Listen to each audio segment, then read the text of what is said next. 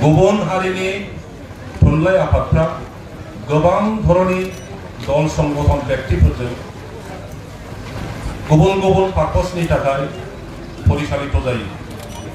नाथाय बर' थुनलाइ आफादा जेब्लानो जन्म जादों दिनैसिमबो बबेबा राजनीति दलनि दारै परिचालित जायाखै, अबेबा धर्मीय अनुष्ठाननि दारै परिचालित जायाखै, सोरबा सासे सानै व्यक्तिनि दारैहाय परिचालित जायाखै। बियो गोथार। आं लुबैयो आरो बे थुनलाइ आफादखौ बांसिननिफ्राय बांसिन साबसिन खालामलांनानै गोरा खालामलांनानै खालि मोनसे थुनलाइ आफाद महरै दोनाबालानो ओरैबायदि जोङो बानायनांगौ जेन' बेयो जोंनि हारिनि मोनसे नेशनेल मोनसे इन्स्टिट्यूशन जायो, अनुष्ठान जायो, जायनिफ्राय नोंनि हारिनि राव, भाषा, हारिमु, संस्कृति, थुनलाइ, साहित्य, परम्परा, इभेन जोंनि समाजनीति, अर्थनीति, धर्मनीति जेन' बर' साहित्य सभानि दारैहाय परिचालित खालामनो हायो। बिसिम जुदि जोङो थांनो हायो अब्ला जोंनि हारिनि राव हारिमुखौ लाखिनायाव जोङो गोख्रोंनिफ्राय गोख्रोंसिन जालांगोन। आं माखासे फिसा फिसा खोथा दिनै शेयार खालामनो लुबैदों।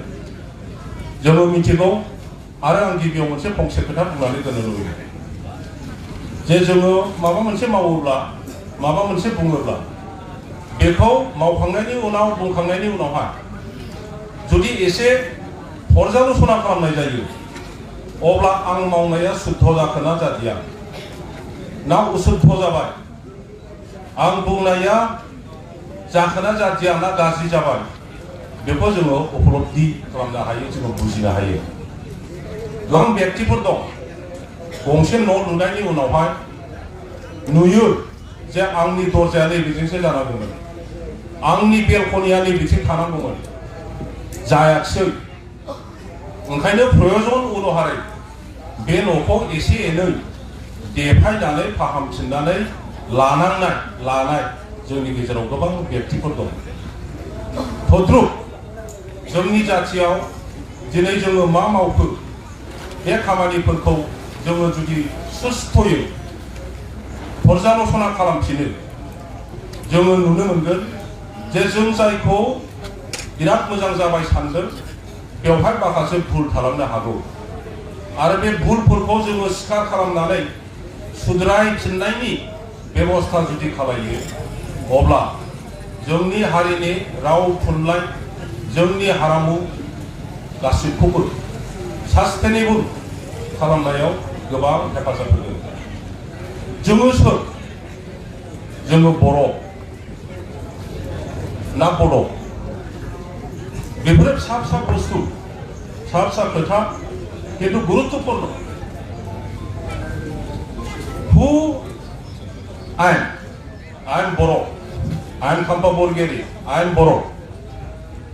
What is my language? Boro. नङा होमबा? जोंनि मादार टाङा माबे? बर'। किन्तु जोङो दिनै माखासे भुल मावगासिनो दङ आंनि अबजारभेशनाव।